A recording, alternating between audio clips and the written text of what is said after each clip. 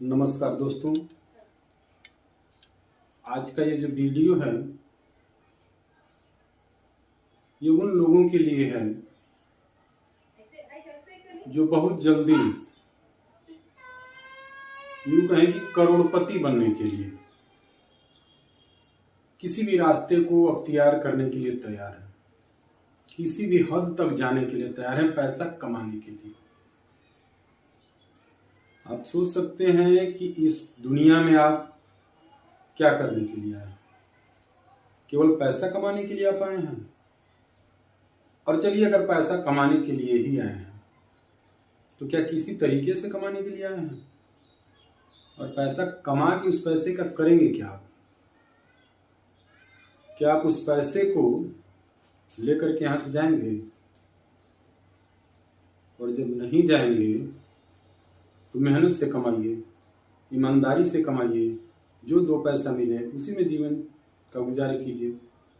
और ऐसा नहीं कि ईमानदारी से पैसा कमाने में आपका जीवन अच्छे तरीके से नहीं बीत सकता है। हाँ, यह है कि लग्जरियस लाइफ आपका नहीं होगा। तो क्या फर्क पड़ता है? अगर किसी की जान लेकर के, किसी को तकलीफ पहुंचा करके हमारा जीवन अगर लग्जरियस हो भी जाए तो उसका क्या मतलब है?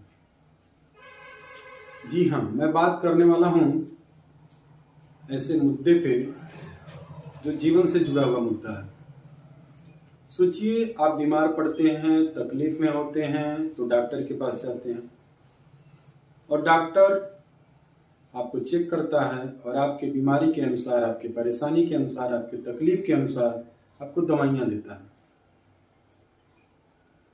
सोचिए, जो दवाई वो आपको दे रहा है ठीक करने के लिए, वो दवाई ठीक करने के बजाय आपको और बीमार कर दे, आपके जीवन पे आ जाए, उस दवाई से जीवन पे संकट आ जाए, तो उस दवाई का क्या मतलब है? बहुत सारे लोग हमारे देश में ऐसे हैं जो दवा के नाम पे जहर बना रहे हैं, केवल पैसा कमाने के लिए, केवल लखपति बनने के लिए, केवल करोड़पति बनने के लिए, केवल अरबपति बनने के लिए। उनको किसी के जान से कोई परवाह नहीं है। अभी मध्य प्रदेश की एक घटना हम लोगों के सामने आई थी। 25 से 40 बच्चों की मौत केवल कफ सिरप पीने से, खांसी का सिरप पीने से लगभग 25 बच्चों का शायद मौत उसमें हुआ था। सोचिए, वो कफ सिरप जो उनके अभिभावक, उनके माता पिता उनके खांसी को ठीक करने के लिए पिलाए थे और उन बच्चों की जान चली गई। कई बच्चे तो इकलौते थे अपने माँ बाप के, इकलौता चिराग थे, वो भी चले गए। और ऐसे कफ सिरप को बेच करके आप करोड़पति बन ही गए तो सोचिए आप क्या कर रहे हैं। इस धरती पे आप इसीलिए आए हैं कि लोगों के लाश के ऊपर से चल करके पैसा कमाएंगे, लोगों को मार करके पैसा कमाएंगे। सुधर जाइए महाराज, सुधरिए, सुधरिए। नहीं तो यहां से आप बच सकते हैं, वहां से नहीं बचेंगे। जिस दिन रात के लिए परिश्रम कर रहे हैं ना, बहुत संकट में पड़ जाएंगे, बहुत दिक्कत में पड़ जाएंगे। ईमानदारी से अगर आप दवा बनाइए, ईमानदारी से बढ़िया दवा बना दीजिए, वो दवा फेमस हो जाएगी, लोग उसी दवा का डिमांड करेंगे, वही दवा बिकेगी बाजार में और आप उससे भी मोटा मुनाफा कमा सकते हैं।